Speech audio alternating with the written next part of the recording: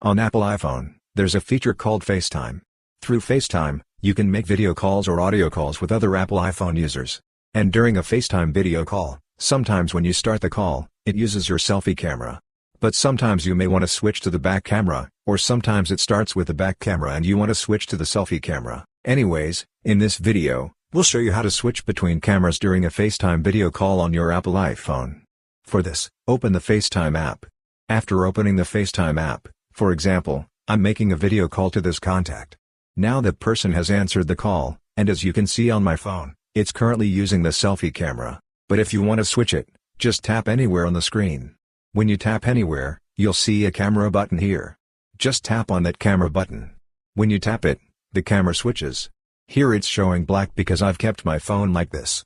If I move the back camera, you can see the view here. Anyways, after this, if you want to switch back to the selfie camera, just tap anywhere again and you'll see the camera button. Just tap on that. When you tap it, it switches back to the selfie camera. So, this way you can easily switch between cameras in a FaceTime video call on your Apple iPhone.